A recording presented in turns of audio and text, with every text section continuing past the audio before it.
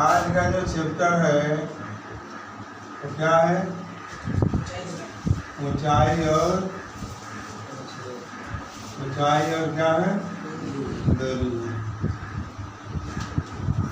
इसे इंग्लिश में बोलते हैं हाइट एंड डिस्टेंस बोलते हैं। ठीक है, नया चैप्टर है ये।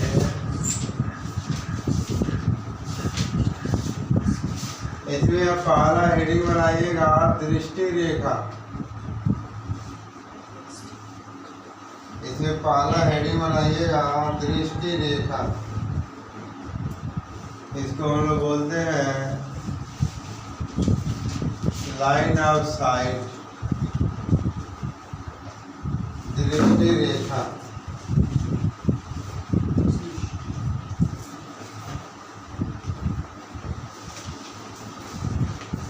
Line of site.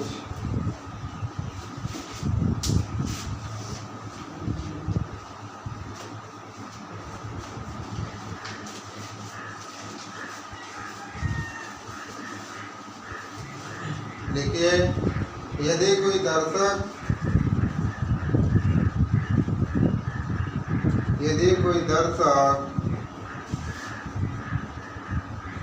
किसी वस्तु को देख रहा है, यदि कोई दर्शक किसी वस्तु को देख रहा है तो दर्शक की आंख को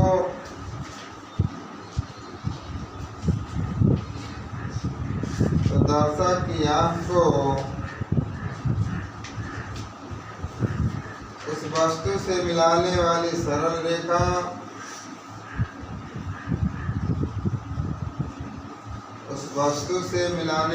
सरल रेखा दृष्टि रेखा कहलाती है। दृष्टि रेखा कहलाती है।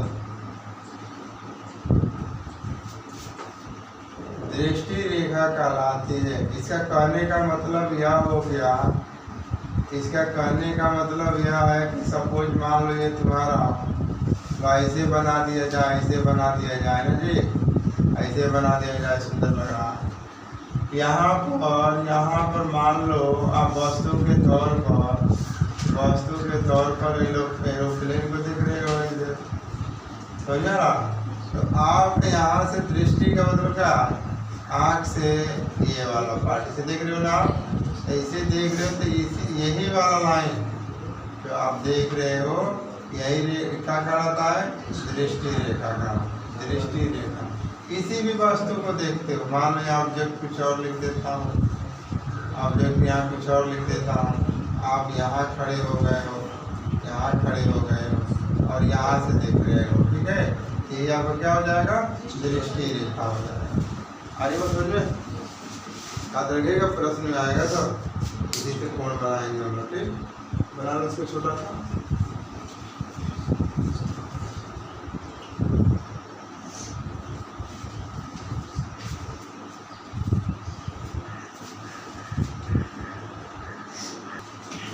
अगला हेड लिखेगा क्षैतिज रेखा।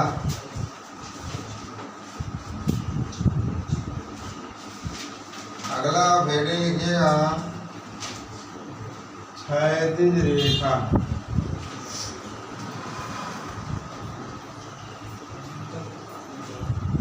क्षैतिज रेखा इसको बोलते हैं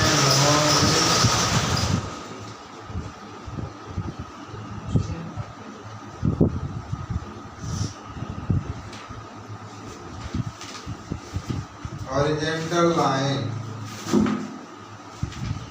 बोलो, लिखिए वह रेखा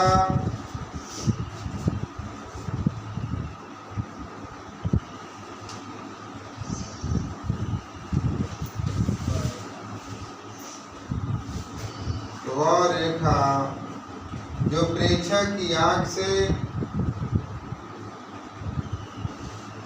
वह रेखा जो प्रेक्षक की आंख से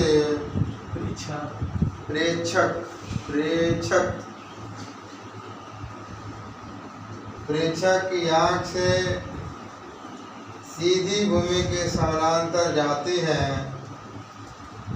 सीधी भूमि के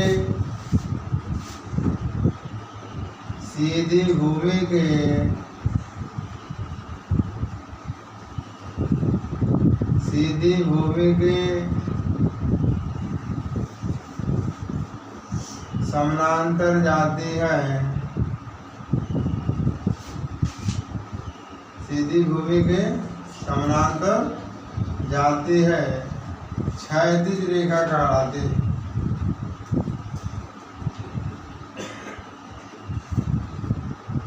क्षैतिज रेखा कहलाती है। अब मान लो आप इसी को देख रहे हो यहाँ से, और यहाँ आप हो, यहाँ पर आप हो, देखो ये वाली लाइन से देख रहे हो तो ये तुम्हारा दृष्टि रेखा हो गया ना। अब ये वाली लाइन इसी के यहाँ से इस तरह जाती है कि जब देखोगे इस तरह देखोगे जिस वस्तु के, तो ये क्षैतिज रेखा भी तो बनेगा, उसमें बनेगा नहीं ये वाला, तो इसी को बोलते हैं क्षैतिज रेखा। क्षैतिज रेखा, और ये तुम्हारा है दृष्टि रेखा। तो कोण पढ़े हो ना, कोण दो किरणों के झुकाव से बना, झुकाव से होता है जैसे कोण कहते हैं। हाँ, तो देखो अभी बनना है कि नहीं बनना है, यहाँ शुरुआत हो जाएगा, कर लो।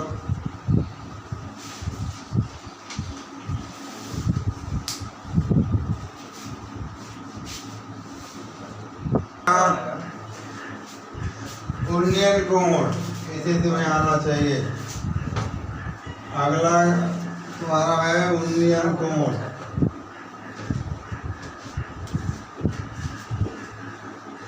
क्या है तुम्हारा? उन्नयन कोण,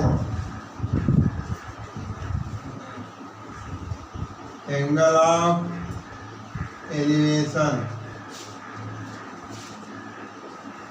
एंगल ऑफ एलिवेशन।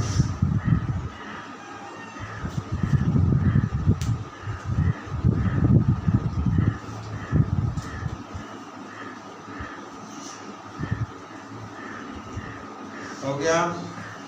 देखो इसको डायरेक्ट इस तरह समझ लो, फिर मैं लिखवा दे रहा हूँ।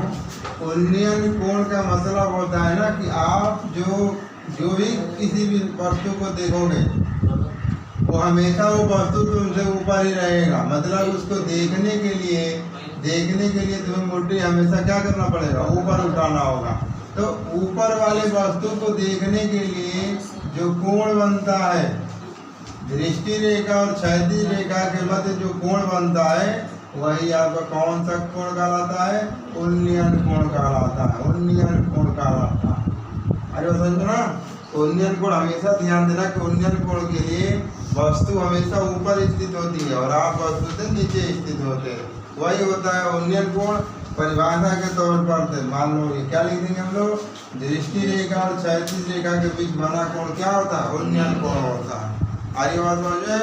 तो लिख लो,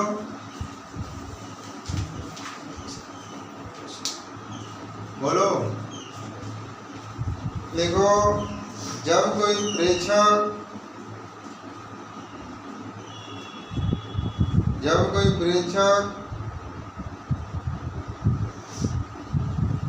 से वस्तु ऊपर की ओर स्थित होती है,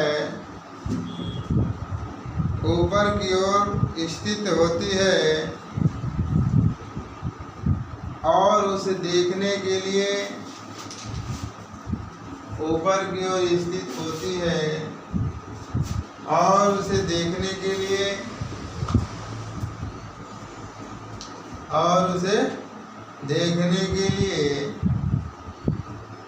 अपने सिर को ऊपर उठाना पड़ता है, अपने सिर को ऊपर उठाना पड़ता है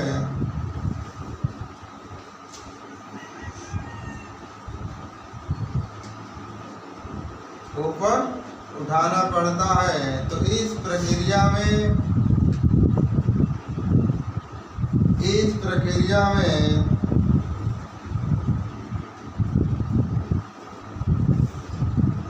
क्षैतिज रेखा तथा दृष्टि रेखा,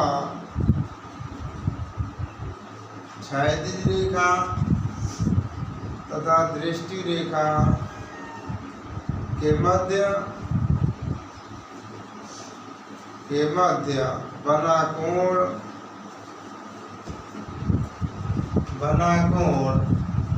उन्नयन कोण कहलाता है। उन्नयन कोण कहलाता है। उन्नयन कोण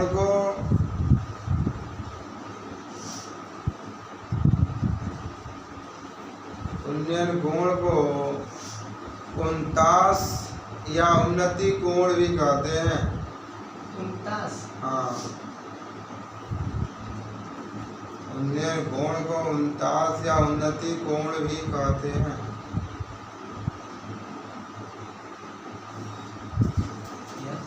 हो गया ना। आप इसको बनाना हो, कोई नाम दे दो, आप मान लो यहाँ पर ए लिख दो, ये बी लिख दो, और यहाँ पर मैं सूर्य देव को बना देता हूँ। क्या आप मान लो सूर्य देव के देख रहे हो, हाँ ठीक ना। ए बी और ये क्या हो जाएगा सी। तो यहाँ पर जो कोण बनेगा, कोण आपका ये वाला कोण बी ए सी, यही कोण आपका हो जाएगा उन्नयन कोण। ठीक है, बना लीजिए। इसी को जानना था आपको।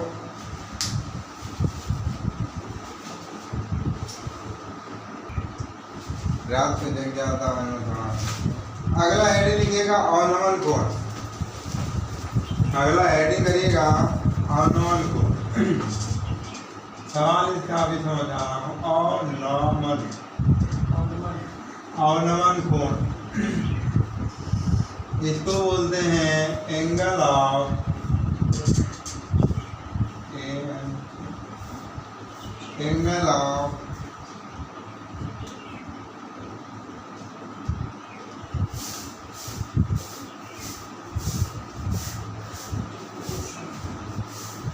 देखो इसके लिए देखो क्या बोल रहा हूँ। अवनमन कोण के लिए बोला था कि वस्तु ऊपर रहेगा तुम नीचे रहोगे, और तुम्हारा अवनमन के लिए यह होता है कि तुम ऊपर रहोगे। समझा ना, तुम ऊपर रहोगे, वस्तु कहाँ रहेगी, नीचे रहेगी, जमीन पर रहेगी। जैसे तुम ये मान लो ये पुल हो गया, ये पुल, अब यहाँ से कोई नाव जा रही है, समझ में आ रहा। कहाँ बनाते, यहाँ बना दो, चलो यहाँ बना देता हूँ। ये नाव हो गई है। तो इस नाव को तुम यहाँ से देखोगे कि नहीं देखोगे, इधर देखोगे ना। तो देखो तुम ऊपर हो गए हो, वस्तु नीचे हो गई है। तब ये वाला क्षैतिज रेखा, ये तुम्हारा दृष्टि रेखा, यही ना होगा। तो इसके द्वारा बना कोण क्या हो जाएगा, अवनमन कोण हो जाएगा। आगे वो समझे। तो उन्नयन कोण का मतलब हो जाएगा कि वस्तु ऊपर रहेगा, अवनमन कोण का मतलब हो जाएगा वस्तु नीचे रहेगा। ऐसे याद कर लेना, ठीक। लिख लो इसको भी। यदि कोई दर्शक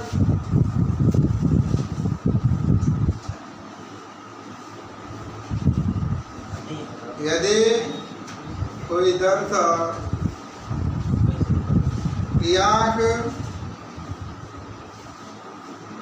यदि कोई दर्शक की आंख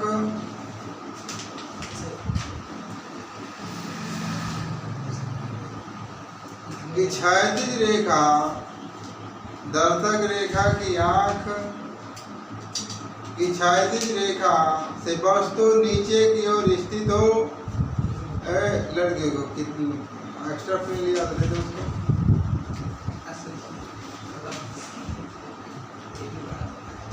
दृष्टि रेखा क्षैतिज रेखा से नीचे स्थित हो, तो दर्शक को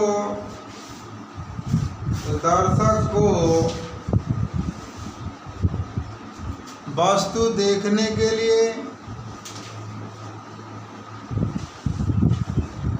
वस्तु देखने के लिए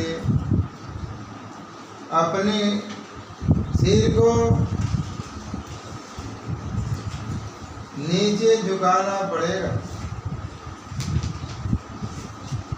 नीचे झुकाना पड़ेगा।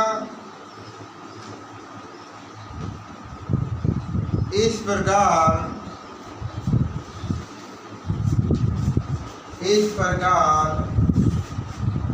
क्षैतिज रेखा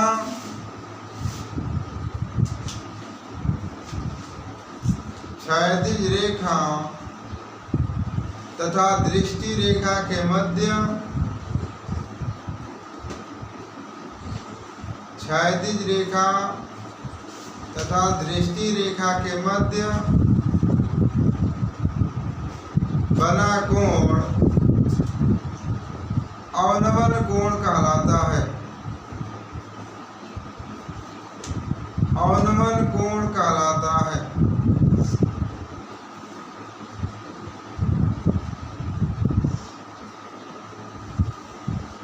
अवनमन कोण कहलाता है। आप फिगर यहीं पर बनाना चाहते हो तो इसी को बना लो।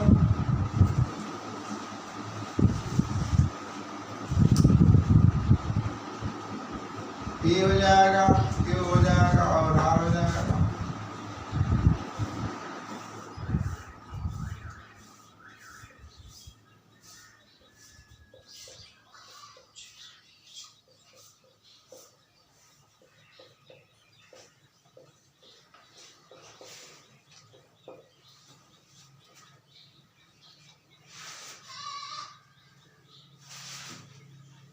बना लीजिए।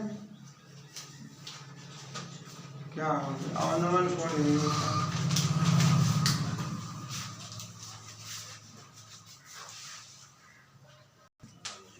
पहला सवाल हम लोग लिख रहे हैं, लेकिन किसी समय एक स्तंभ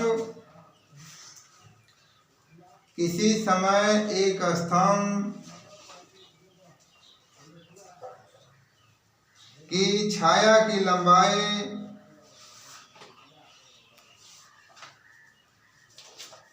की लंबाई उसकी ऊंचाई की √3 गुनी है।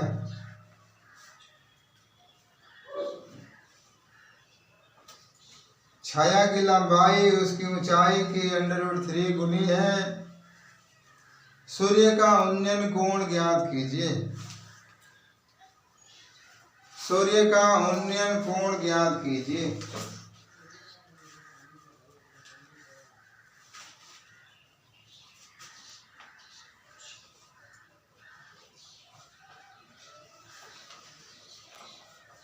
ठीक है, तो जब इसको बनाने जाओगे, कह रहा है सूर्य का उन्नयन कोण बनाना है, बताना है ना भैया। ये बोल रहा है कि मान लो आपका ये सूर्य देव है, ध्यान दो, एकदम इजी सवाल है। ये कह रहा है कि यहाँ पर ये स्तंभ है, स्तंभ बना दिए। ये स्तंभ तो मान लो PQ हो गया, ठीक। जब ये सूर्य देव इधर है तो छाया इधर बनेगा, इस साइड बनेगा ना, तो आप इस साइड में आप छाया बना दो। छाया की लंबाई PQ और इसको क्या कर दो, R कर दो। तो यहाँ से जब तुम वस्तु को देख रहे हो तो ये ना तुम्हारी दृष्टि रेखा है, बोलो। तो ये वाला कोण पूछ रहा है कि आपको बताना है कि कितने डिग्री का कोण बना है। तो एक उसमें संबंध दिया है कि जो तुम्हारा स्तंभ की लंबाई है उसका √3 गुना है। तो जब भी लिखोगे तो यहाँ से लिखना कि माना PQ एक स्तंभ है,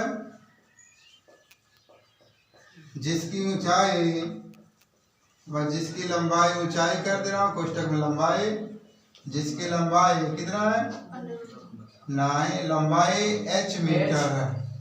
कितना है, h मीटर है। हो गया, तो h मीटर हो गया। छाया की लंबाई छाया की लंबाई। तो छाया की लंबाई जब आओगे, छाया की लंबाई तो ये हो जाएगा तुम्हारा स्तंभ की ऊंचाई, मतलब √3 या गुणित क्या हो जाएगा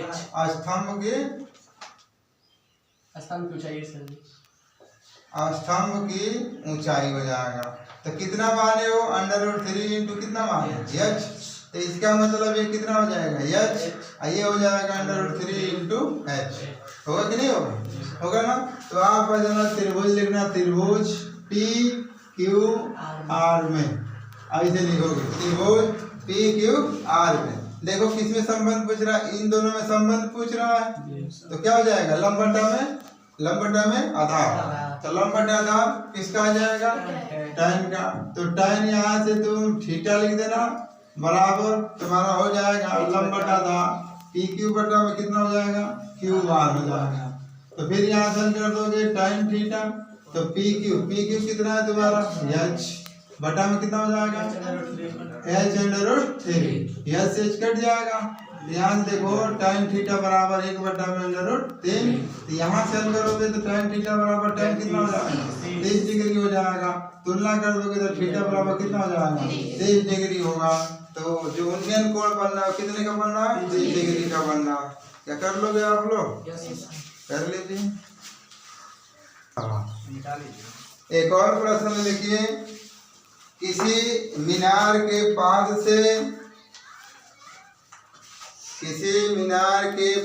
से पाद का मतलब उसका निचला सिरा होता है।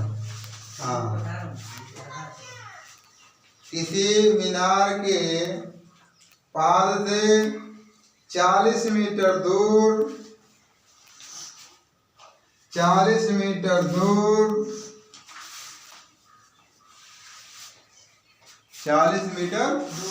दूर क्षैतिज तल पर स्थित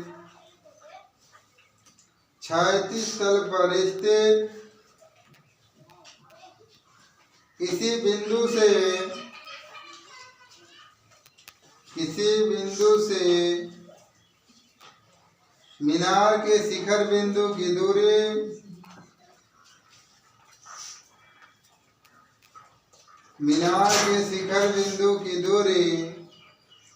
80 मीटर है।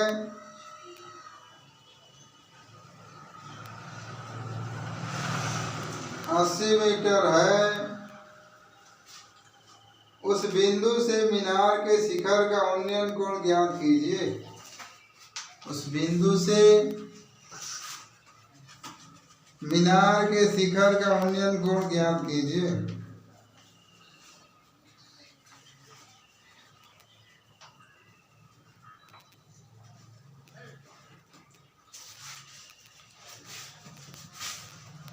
आगे बात समझ में? देखो उसने बोल रहा है क्या चीज था, मीनार के पाद बिंदु से 40 मीटर दूर। तो देखो यहाँ पर देखो, यहाँ मीनार बना दो भैया, ये मीनार बना दिए। तो पाद बिंदु का मतलब ये निचला सिरा। तो यहाँ से बोल रहा है कि 40 मीटर की दूरी पर आप हो। कितने का दूरी पर हो 40 मीटर का दूरी पर हो। अब इससे बोल रहा है कि मीनार का जो शिखर से इसका जो दूरी है ये तुम्हारा कितना हो गया है 80 मीटर का है। कितने का है 80 मीटर का हो गया। ठीक है, तो ये तुम्हारा ए बी और सी। तो पूछ रहा है कि यहाँ जो उन्नयन कोण बन रहा है कितने का होगा, समझ आ रहा है? तो इससे तुम आसान हो गया है किस में आधार बटा में कण। ऐसे पहले तुम लिख लेना, ये मीनार हो गया है तो लिखना कि माना BC एक मीनार है, एक मीनार है जिसकी ऊंचाई h मीटर है। ठीक, तो इसका कितना हो जाएगा h मीटर हो जाएगा। लिखना चाहोगे तो BC बराबर h मीटर ना, और ये तुम्हारा हो जाएगा आधार से लंबाई। तो BA बराबर वही भी बराबर कितना हो जाएगा 40 मीटर, और तुम्हारा AC बराबर हो जाएगा 80 मीटर। ये लिखने की जरूरत ना है, अब इसको लगाने जाओगे तो तुम्हें ये कोण बताना है। दो चीज दे दिया है तो आप लिख लो त्रिभुज ABC में। अब यहाँ से लिखो, देखो आधार बटा में कर्ण किसका रिलेशनशिप होगा? आधार बटा में कर्ण कॉस का होता है। कॉस लगा दो, आसानी से चला आएगा। तो यहाँ से जब हल कर दोगे तो कितना हो जाएगा? ये आप लिख दोगे कॉस, अब चूंकि यहाँ थीटा नहीं लिखा हूँ तो आप लिख दो कॉस ए हो जाएगा ना। तो कॉस ए बराबर तुम्हारा होता है आधार बटा में कर्ण, तो ये हो जाएगा AB बटा में कितना हो जाएगा? AC हो जाएगा। तो फिर तुम्हारा कॉस ए बराबर हो जाएगा 40 बटा में कितना? 80 कट जाएगा। तो कॉस ए बराबर हो जाएगा 1 बटा में 2, 1 बटा में 2। 1 बटा 2 कॉस का कहाँ होता है? बहुत बढ़िया, कॉस कितना हो जाएगा? 60। तब यहाँ से हल कर दोगे, तुलना कर दोगे तो ए बराबर कै डिग्री हो जाएगा? 60 डिग्री हो जाएगा। आई बात समझ में ना? तो हो गया तुम्हारा आंसर। आंसर आपका हो गया। यदि तुमसे पूछ देता इसी पर कि मीनार